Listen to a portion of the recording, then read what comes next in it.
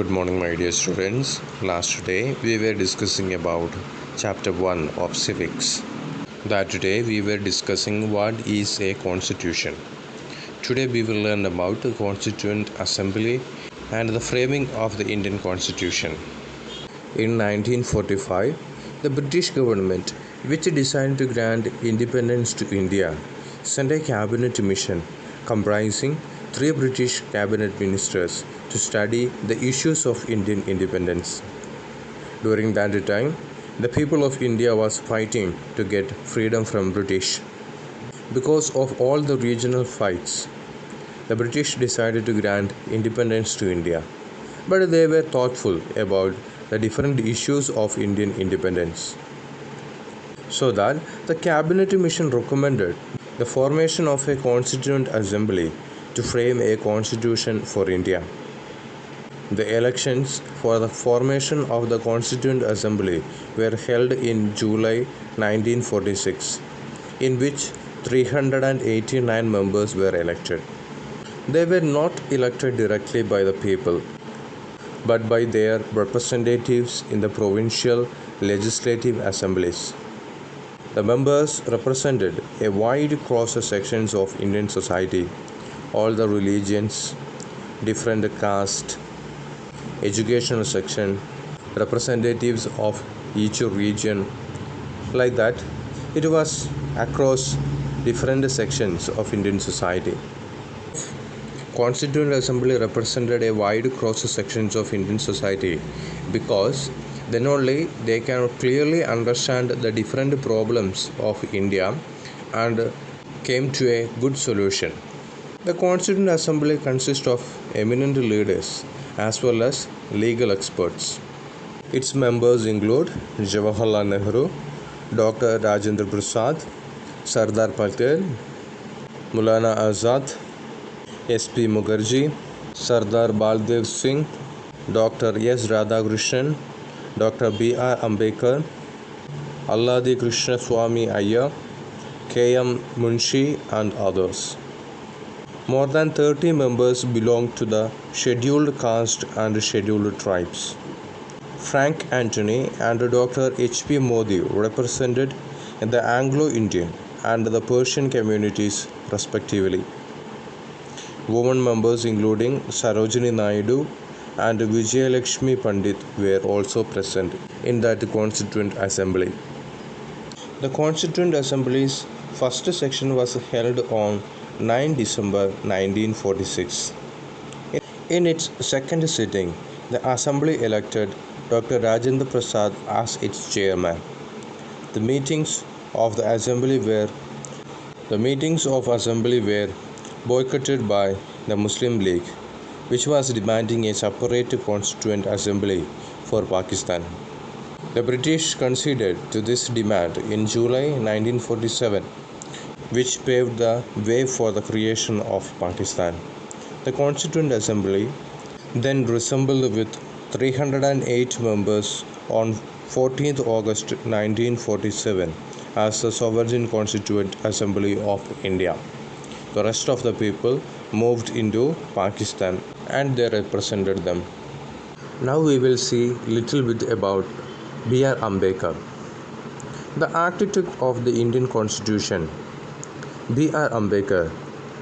He born in 1891 and died in 1956. Was a great social reformer who fought for ending social discrimination against the untouchables, Dalits in India. He also campaigned for the cause of women and for the working class. His thoughts on individual freedom have had a great influence on the people of India. Ambedkar was born into Mahar Dalit caste in Maho cantonment in Madhya Pradesh.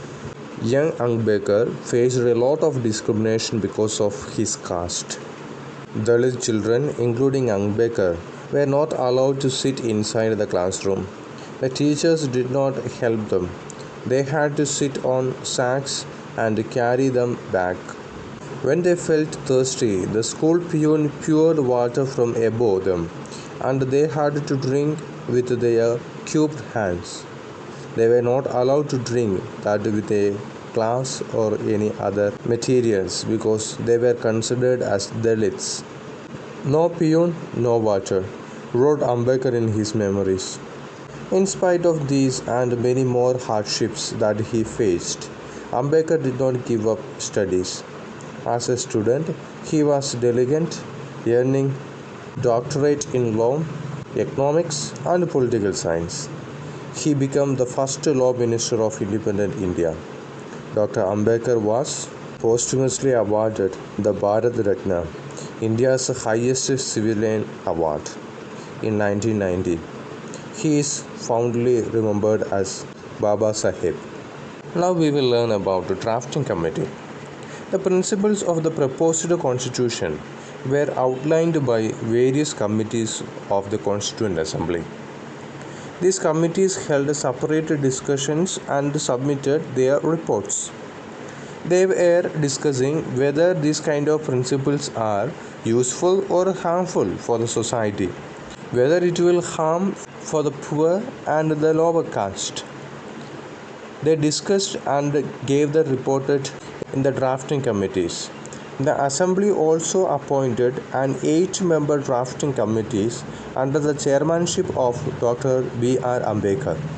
The drafting committee made several alterations and additions and finally presented the draft constitution in February 1948, which means the members of Constituent Assembly was representing different regions, religions, caste and different areas of our society. They all came up with different suggestions. The drafting committee sit and had discussions about all these proposals and find out after effects of all these proposals. Later, by making lot of corrections, additions and eliminations, finally they presented the draft constitution in February 1948. It was published in all the leading Indian newspapers. The Constituent Assembly held several sections of debates in which the constitution was discussed clause by clause. On 26 November 1949, the constitution was signed by the chairman of the Assembly. Its provisions relating to citizenship, elections, and a provisional parliament were given immediate effect. The rest of the constitution came into force on 26 January 1950. The constitution refers to this date as the date of its commencement. The Constituent Assembly spent nearly 3 years and a sum of 6.4 crore in the drafting for the constitution. Although the Assembly was not a directly elected body, its sections were open to the public. People were free to express their opinions and reactions through the press. That was the participation of Indian citizens in the process of constitution making. The framers of the constitution also studied the constitution of other countries like those of USA, France and the former USSR and adopted the principles that suited Indian needs. So we celebrate 26 January as Republic Day. It was this day in 1950 that the Indian Constitution came into effect and India became a republic. This date was chosen for historic reasons. In its Lahore section in December 1929, the Indian National Congress had declared 26 January as the day of Purna Swaraj or complete independence. Since then, 26 January was observed as Independence Day each year.